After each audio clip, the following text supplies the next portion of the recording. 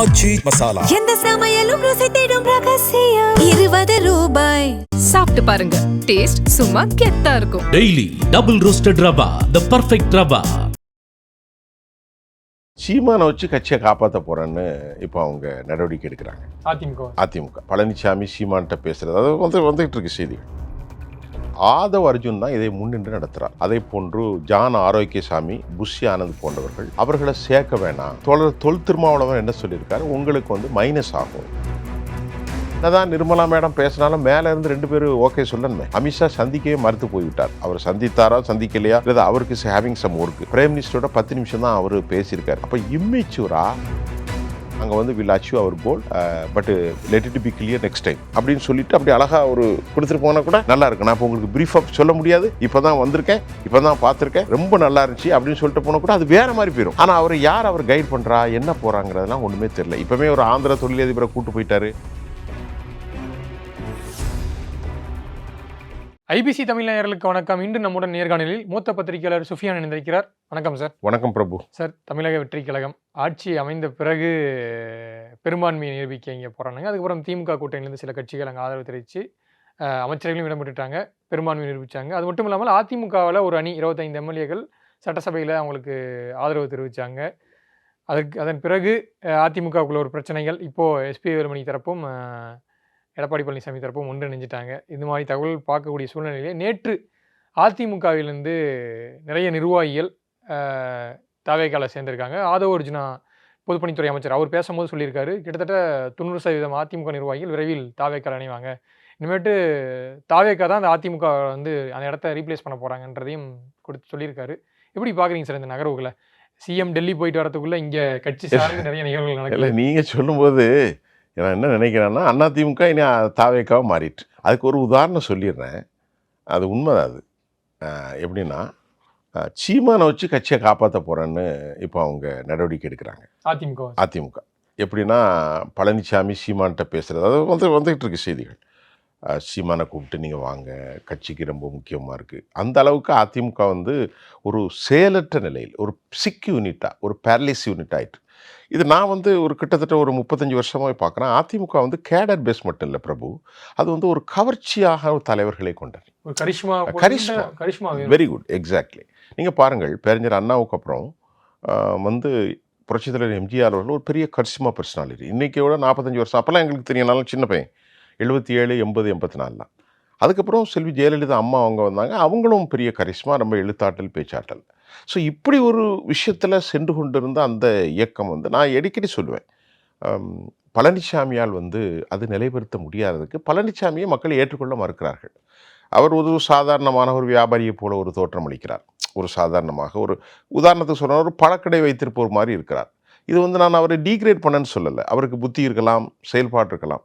இன்றைக்கி பாருங்கள், விஜய் என்கின்ற இடத்துல அது கரிஷ்மா என்பது அவருக்கு சினிமாட்டிக்கு கரிஷ்மா. அவருக்கு பேச தெரியுதோ எழுத தெரியல, டக்குன்னு மக்கள் ஓட்டு போட்டாங்க. எடப்பாடி பழனிசாமி தொகுதியாக போய் பிரச்சாரம் தாண்டி இவர் ஒரு லிமிடெட் தொகுதிகளுக்கு தான் போனார், ஆனால் சிஎம் ஆயிட்டார். அது மாதிரி சீமானுக்கு என்ன பிரச்சனைனா அவருடைய ஐடியாலஜி தான் பிரச்சனை. சீமான் ஒரு கரிஷ்மா தான், பட் அவருடைய ஐடியாலஜியை மக்களே ஏற்றுக்கிற மாட்டேங்காங்க. மற்ற இல்லைன்னா தமிழ்நாட்டில் தெலுங்கு மக்கள் இருக்கிறார்கள், மற்ற மக்கள்லாம் இருக்கிற தமிழர்களுக்கு மட்டும்தான் இப்படி ஒரு சூழல். ஆகவே எடப்பாடி பழனிசாமி இப்பொழுது நீங்கள் பார்த்தீங்கன்னா கழுதி தீர்ந்து கட்டரும்பாக 21% வந்து விட்டார்கள். 58-59% இருந்த ஒரு கட்சி இன்னைக்கு 28. 2011 அம்மா ஜெயிக்கிறாங்க, 2016 செல்வி ஜெயலலிதா ஜெயிக்கிறாங்க. அப்போ அதுக்கப்புறமும் 3வது முறையாகவும் அந்த பவர்லேயே இவர் 76 சீட்டு ஜெயிக்கிறார் 21. இப்போது அது குறைந்து போய்விட்டது. இப்போது மிக முக்கியமான பிரச்சனை என்னவென்றால் வியாபாரம் தான். யாருமே ஒரு தியாக நோக்கத்தோடு வருவதில்லை. தூய சக்தின்னு சொல்லி தான் தாவேக்கா ஆட்சி அமைச்சாங்க. அவங்களுக்கு பெரும்பான்மையும் கிடைச்சிருச்சு. ஏன்னா திமுக கூட்டணியிலேருந்து விசிகா, காங்கிரஸ், இடதுசாரிகள்லாம் போய் பெரும்பான்மையும் நிரூபிச்சிட்டாங்க. ஆனாலும் இப்போ ஏன் இந்த வேலையை பார்த்துட்டு இருக்காங்க? கிட்டத்தட்ட ஒரு 4 எம்எல்ஏக்கள் ரிசைன் பண்ணியிருக்காங்க. இன்னும் தேர்தல் முடிஞ்சு முடிவுகள் அமைச்சர் கவர்மெண்ட் ஃபார்ம் பண்ணி இன்னும் ஒரு மாதங்கள் கூட முழுமையாக முடியல. ஆனால் இங்கே ஒரு 4 எம்எல்ஏக்கள் ரிசைன் பண்ணுறாங்க. மேலும் 2 பேர் ரிசைன் பண்ணிட்டு இணையறதுக்கான வாய்ப்புகள் இருக்குன்னு சொல்றாங்க. சிவிஷன் முகமும் விஜய் பாஸ்கரும். இப்படி இருக்கும்போது தூய சக்தின்னு சொல்லிட்டு இவங்க இந்த மாதிரியான நடவடிக்கையில் ஈடுபடுறது இப்போ தேவையா தாவேக்காவுக்கு? ஏன்னா இவங்களுக்கு ஆதரவு கிடைக்கலாம், இவங்க மக்கள்கிட்ட போனால் மறுபடியும் இவங்க தான் வெற்றி பெற போறாங்க. ஏன்னா இவங்களுக்கு பெரும்பான்மை மக்கள் கொடுத்துருக்காங்க. ஆனாலும் ஏன் இவங்க இந்த மாதிரியான ஒரு காரியங்களை முன்னெடுக்கிறாங்கன்ற ஒரு விமர்சனம் இருக்குல்ல. வியாபாரத்தை பெருக்குவதற்கு வியாபாரிகளின் நோக்கம். பக்கத்து கடையில் எப்படி இருக்கணும், அதுக்கு தாவேக்கா விதி விலக்கல்ல. நமக்கு கிடைத்த செய்திகள் என்னவென்று சொன்னால், தாவேகாவில் வந்து ப்ரெஷர் எப்படி கொடுக்குறாங்கன்னா, ஆதவ் அர்ஜுன் தான் இதை முன்னின்று நடத்துகிறார். அதே போன்று ஜான் ஆரோக்கியசாமி, புஷி ஆனந்த் போன்றவர்கள் அவர்களை சேர்க்க வேணாம் அப்படிங்கிறார். தொல் திருமாவளவன் என்ன சொல்லியிருக்காரு, உங்களுக்கு வந்து மைனஸ் ஆகும் அவர்களை, நீங்கள் கேட்ட கேள்விக்கு தான். ஆனால் 5 பேர் அவர்கள் ரிசைன் பண்ணாங்க. உங்களுக்கு தெரியும், சத்யபாமா ஒன்று, அது மாதிரி மதுராந்தகத்தில் வந்து மரகதம், அதே ஜெயக்குமார் ஒன்று, அப்புறம் இசைக்கு சுப்பையா. ஆனால் ஏன் வந்தாங்க அப்படின்னா, இப்போ சிக்குப்பட்டு கொண்டது வேலுமணி அண்ட் கம்பெனி. இப்போ வேலுமணி அண்ட் கம்பெனியில் அவர்கள் வெளியே வந்து அவர்களுக்கு ஆசை என்னென்றால், ஆடிய காலும் பாடிய வாயும் ஒருபோதும் ஓயாது. நல்ல சுகம் அனுபவித்தார்கள், மந்திரிமாராக இருந்தார்கள், வானளாவிய அளவில் சம்பாதிச்சு போயிட்டார். யார்? வேலுமணி. அப்போ மறுபடியும் இப்பொழுது அவருக்கு பணம் முக்கியம் அல்ல, அந்தஸ்து முக்கியம். இங்கே வந்து நமக்கு ஏதாவது கிடைக்கும் என்று ஒரு பாசையில் வந்தார். அதில் பெரிய தவறை செஞ்சார் யார்? விஜய். அது அவருடைய அனுபவ குறைவு. எப்படி என்றால் தலைவர்களை போய் பார்த்தார், தப்பில்லை. வேலுமணி என்ன தலைவர்? எஸ்பி வேலுமணியும் CV சண்முகத்தையும் விஜயபாஸ்கரையும் போய் பார்த்து என்ன தப்பு? தப்பு தானே அது. அவர்கள் அது வந்து அவருடைய அனுபவ குறைவு. சில அனுபவ குறைவுகளை அவர்கள் இம்மெச்சூராக அவர் நிரூபிக்கிறார். இது வந்து ஒரு அனுபவ குறைவு. இந்த அனுபவ குறைவை எல்லோரும் ஏற்றுக்கொண்டார்கள். நேற்று டெல்லியில் போய் அவர்கள் பத்திரிகையாளரை சந்திக்காத விவாதமாகவே போய் கொண்டிருக்கிறது. புரோட்டோக்காலில் வந்து பத்திரிகையாளர்களை சந்திப்பது முக்கியம். செல்வி ஜெயலலிதா அவர்களும் சரி, மற்றும் எடப்பாடி பழனிசாமியும் சரி. ஏன்னா டெல்லியில் போய் நம்ம முதலாக போகிற போது ஒரு தேசிய காலையில் நம்முடைய அட்டென்ஷன் வரும். நம்முடைய எக்ஸ்பெக்டேஷன்னா பிரைம் மினிஸ்டரில் என்ன நடந்துச்சு, அப்புறமா நம்முடைய நிர்மலாவோடு என்ன பேசுனீங்க, அமித்ஷா அழைத்து ஏன் போகலை அப்படின்னா அவருக்கு வந்து என்னென்னா, அவருக்கு வந்து எக்ஸ்பிளைன் பண்ணுறதுக்கு அவருக்கு தெரியல. யாருக்கு? விஜய் அவருக்கு. ஏன்னா புதுசாக தானே வந்திருக்காருன்னா கொஞ்ச நாளில் படிச்சுக்கிடுவார், அது வேறு விஷயம்.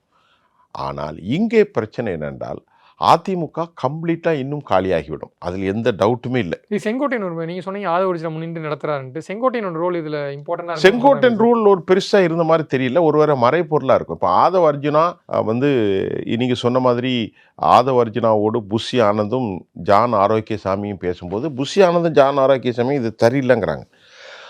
ஆதவ அர்ஜுனா கடைசி என்ன கிடைச்சிருக்காருன்னா, முக்கியமாக அவர்களுக்கு எந்த பதவியும் கிடையாது, கட்சியில் வந்து சேர்ந்துட்டு போகிறாங்க அப்படி சொல்லிட்டாங்க. இப்போ சத்யபாமா வந்தாலும், பெருந்துறை ஜெயக்குமார் வந்தாலும், அருண்தேவன் வந்தாலும், இசைக்கு சுப்பையா வந்தாலும் சொல்லிட்டாங்களாம், நீங்கள் வாங்குங்க, வந்து கட்சியில் வந்து சேர்த்துக்கிடுங்க, அந்த தொகுதியை கூட உங்களில் தான் இப்போன்னு நாங்கள் தர முடியாது. இப்போ அவர் நின்னா வேறு மாதிரி ஆகும். இப்போ உதாரணத்துக்கு இசைக்கு சுப்பையா எங்கே நிற்கிறார்? அம்பாசமுத்திரத்தில். பெருந்துறையில் ஜெயக்குமார் நிற்கிறார். சத்யபாமா ஒரு எங்கே நின்னாங்க? அந்த தாராபுரம். அப்புறம் இவங்க மதுராந்தகத்தில் நின்னாங்க. இப்போ இந்த மாதிரி எல்லாம் ஆள்கள் வரும்போது அந்த தொகுதியில் நிறுத்தினா வேண்டுமென்றே கொண்டு நிறுத்துற மாதிரி ஆயிரும்ல. அதனால் அவர்கள்ட்ட என்ன சொல்லப்பட்டிருக்குன்னா, உங்களுக்கு நீண்ட கால லாபம் வரும், இன்னைக்கு இல்லாட்டா 5 வருஷம் கழிச்சு வரும், 7 வருஷம் கழிச்சு வரும், அப்போ நமக்கு தெரியாது. ஆனால் இப்போ நீங்கள் அதை ரிசைன் பண்ணிவிட்டு மறுபடியும் நீங்கள் வந்து நின்றால் தப்பாயிரும், சேர்த்துக்கிறோம் அப்படின்ற மாதிரி சொல்லித்தான். இனி இதில் எதிர்காலமே இல்லை, அதிமுகவுக்கு எதிர்காலம் இல்லை. நீங்கள் 100 தொகுதிக்கு மேலே வந்து அவங்களுக்கு வந்து வைப்பு தொகை இழந்து போச்சு, 3வது இடத்துக்கு போயிட்டாங்க, அப்படிங்கும்போது அந்த கட்சிக்கு எதிர்காலம் இல்லை. அந்த கட்சி அதிமுகவிலேருந்து தாவேக்கால இணைகிறாங்கலாம் சொல்கிற ஒரு மெயின் காரணம், தேர்தல் முடிவுகளுக்கு பிறகு திமுகவும் அதிமுகவும் ஒரு கூட்டணி அமைச்சு இங்கே ஆட்சியை பிடிக்க வந்து ட்ரை பண்ணாங்க. அதில் வந்து பெரும்பாலானவருக்கு உடன்பாடு இல்லை, அதன் காரணமாக தான் வந்து சேர்றோம் அப்படின்றாங்க. இது எந்த விதத்தில் ஒரு நியாயம்? இப்போது நீங்கள் தாவேக்கா வந்து எப்படி அதிமுகவிலிருந்து எம்எல்ஏக்கள்லாம் ரிசைன் பண்ணிட்டு கட்சியில் இணைய வைக்கிறாங்க, இது வந்து அறமில்லாத செயலோ, இப்போ அதுவும் வந்து அறமில்லாத செயல்னு சொல்கிறாங்க. ஆனால் இப்போது தாவேக்கா இந்த மாதிரி நடவடிக்கைகளை முன்னெடுக்கும் போது வரும் காலங்களில் நீங்கள் சொல்கிறீங்க அதிமுக வலுவிழந்து போயிடுச்சுன்னு, ஏன் இங்கே அதிமுகவும் திமுகவும் ஒரு கூட்டணி அமைச்சு வருங்காலங்களில் தேர்தலை வந்து எதிர்கொள்ளக்கூடாதுன்ற ஒரு கேள்வி இருக்குல்ல? அது வந்து இயற்கையாகவே ஏற்றுக்கொள்ளப்பட முடியாது. ஏன்னா அப்படி ஒரு மனநிலையிலே அந்த தொண்டர்கள் வந்தார்கள். ஒரே கொள்கை கொண்ட கட்சி, கொள்கை யாருக்கு? அதாவது கொள்கை இல்லை. இப்போ நீங்கள் சொன்ன முடியாது, கருணாநிதி எப்போதும் வில்லன் தான். நான் பார்த்துருக்கேன் 80ல் கருணாநிதி வந்து தோல்வியை, இப்போ ஏடிஎம்கேக்கும் டிஎம்கேக்கும் 6% எப்போ டிஃப்ரெண்ட் உண்டு. 80ல் வந்து திரு கருணாநிதி வெற்றி பெற முடியாது, நேருவின் மகளேவா நிலையான ஆட்சி தான். நான் அந்த வரலாற்றை மட்டும் சொன்ன உங்களுக்கு தெரியும். 1973 திண்டுக்கல்ல மாயத்தேவரில் 1,43,000 ஓட்டு வித்தியாசத்தில் முதல்ல ஜெயிச்சாங்க. 77 எமர்ஜென்சியில் தனித்து நின்று ஜெயிச்சார். 80ல் நேருவின் மகளேவா நிலையான ஆட்சி தான் சொல்லி அப்போதும் எம்ஜிஆர் தான் ஜெயிச்சார். 84ல் புரூக்லின் மருத்துவமனையில் இருந்தார். எம்ஜிஆர் மொட்டை அப்படி இப்படிலாம் ரொம்ப மோசமாக பேசினாங்க, அப்பவும் அவர் தான் ஜெயிச்சார். 87 டிசம்பர் 24 வரை எம்ஜிஆர் வந்து மகா சக்கரவர்த்தி.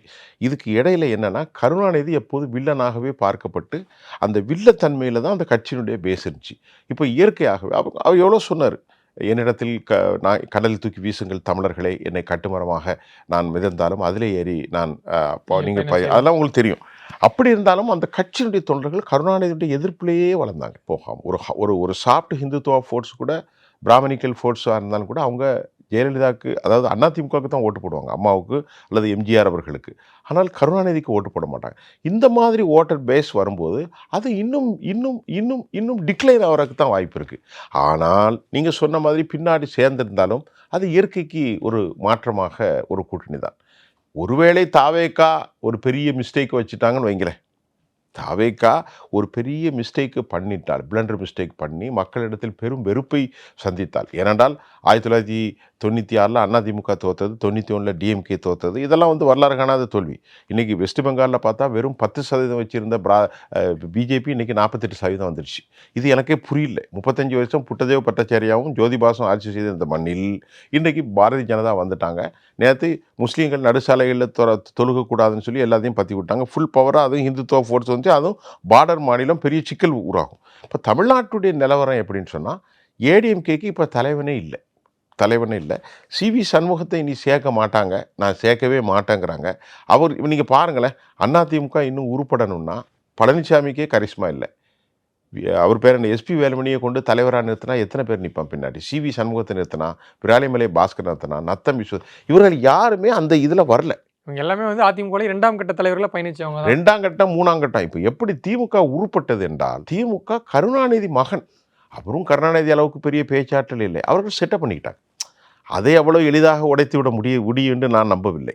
உதயநிதி ஸ்டாலின் அதை உடைத்து விட அதை இப்பொழுது அவர் நிலைப்படுத்தியிருக்கிறார். ஆனால் நீங்கள் சொன்ன கருத்து எனக்கு என்ன கிடைச்சதுன்னா, விஜய் வந்துவிடக்கூடாங்கிறதுல ஸ்டாலினை விட ரொம்ப கவனமாக இருந்தது உதயநிதி ஸ்டாலின் தானே.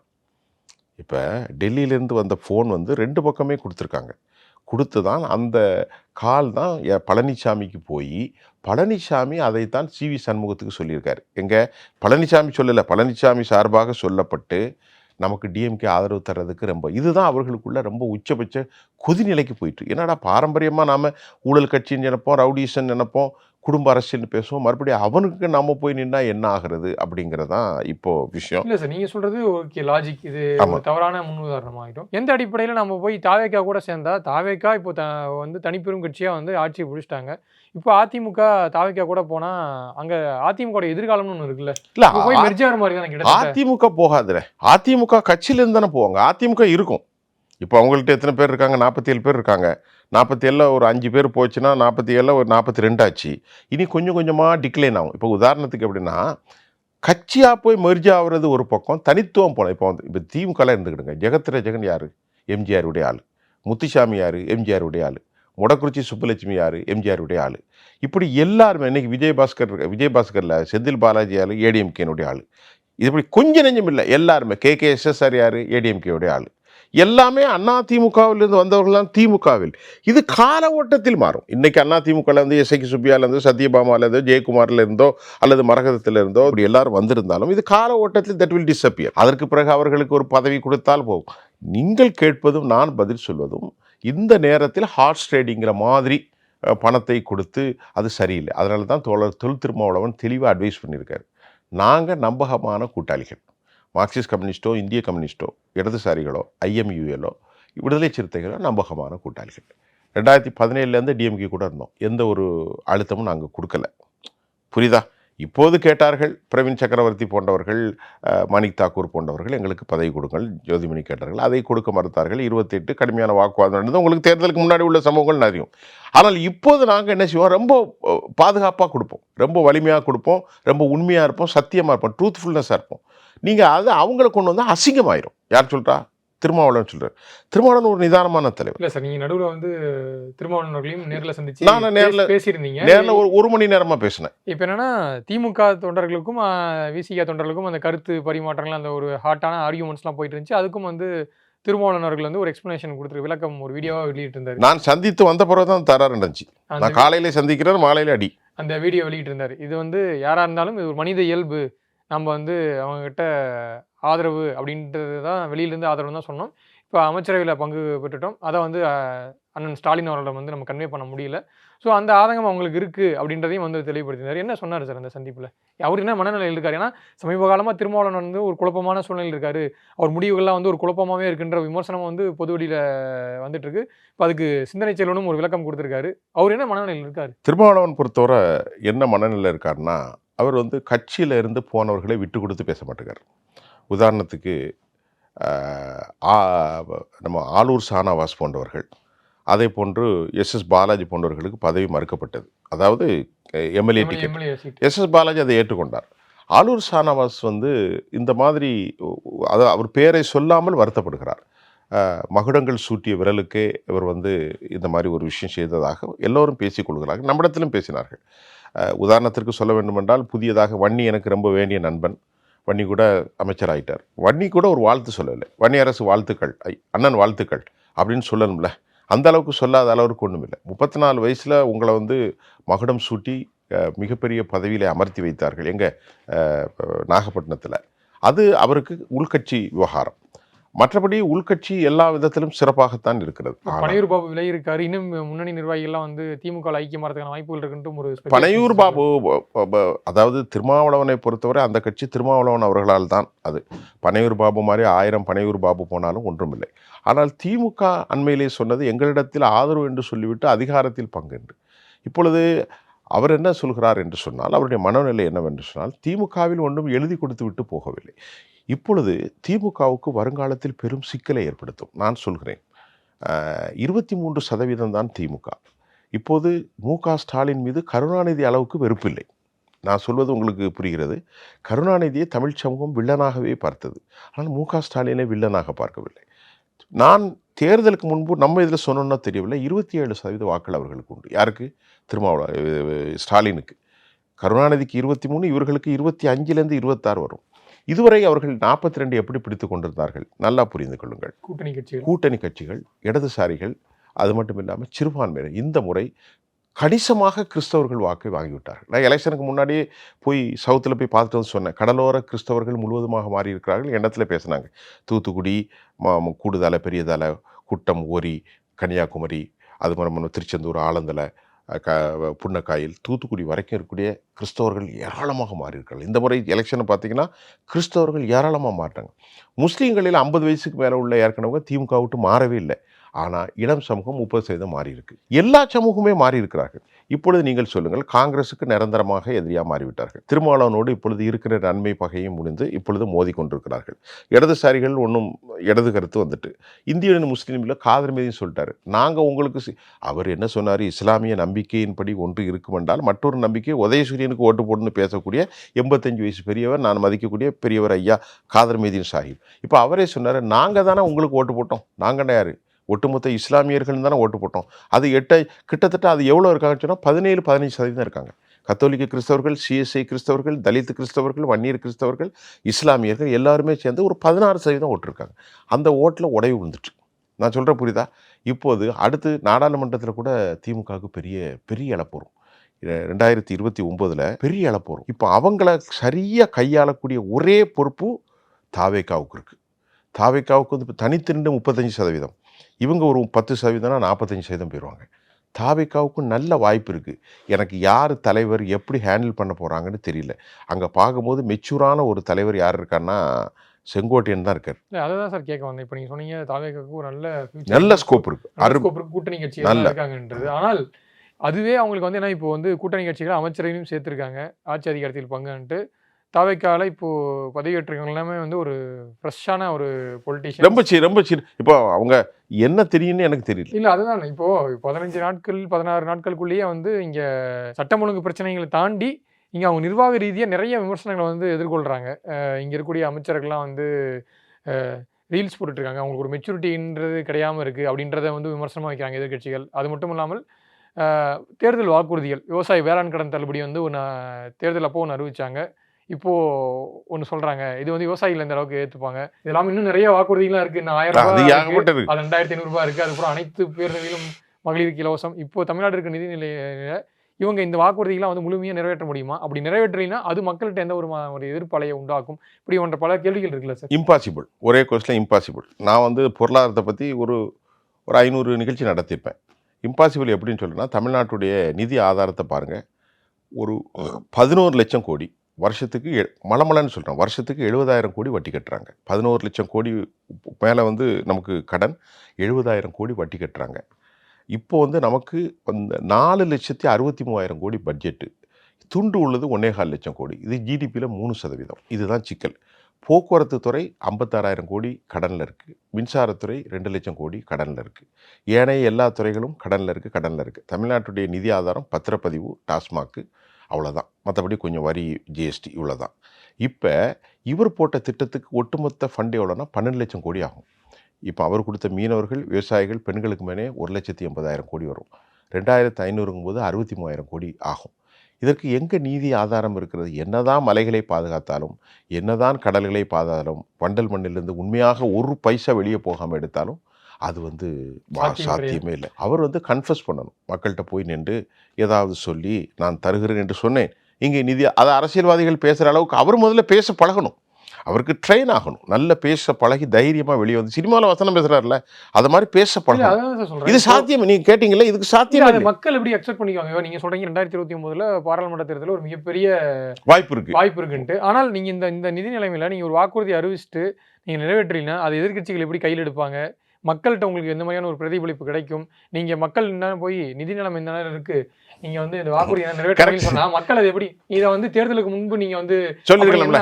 இல்லை, நீங்கள் பிரபு இப்போ சொன்னதே வந்துட்டு, ஏன்னா திமுகவே அறிவிக்கல வேளாண் கடன் தள்ளுபடிலாம் அவங்க தேர்தல் வாக்குறுதியில் இல்லை. அப்படி இருக்கும்போது நீங்கள் தேர்தலுக்கு முன்னாடி என்ன அனலைஸ் பண்ணீங்க? அப்போ இதுக்கு வாக்குறுதி கொடுத்தீங்க. இங்கே இந்த 1000 ரூபாயா 2,500 ரூபாயா பண்ண முடியாதுன்றதே ஒரு மிகப்பெரிய ஒரு கேள்விக்குறியாக இருக்குது. அப்போ மகளிர்கள் இந்த முறை தாவேக்காவுக்கு பெருமளவில் வாக்கு செலுத்தியிருக்காங்க. இதை நீங்கள் மக்கள்கிட்ட சொல்லும் போது உங்களுக்கு எப்படியான ஒரு அதிருப்தி இந்த மக்கள்கிட்ட இருந்தே உங்களுக்கு வாக்கு செலுத்தின மக்கள்? இல்லை, இதே கேள்வியை நானும் உங்கள்கிட்ட கேட்குறேன். பிரபுட்ட நான் என்ன கேட்குறேன்னா, I am not the behalf of the representative of TVK, TVK. எனக்குமே வந்து இது எப்படி சொல்ல போகிறாங்க. ஆனால் இப்போ கூட என்ன சொன்னாங்க தெரியுமா? நான் டக்குன்னு போய் மக்கள்கிட்ட கேட்பேன்.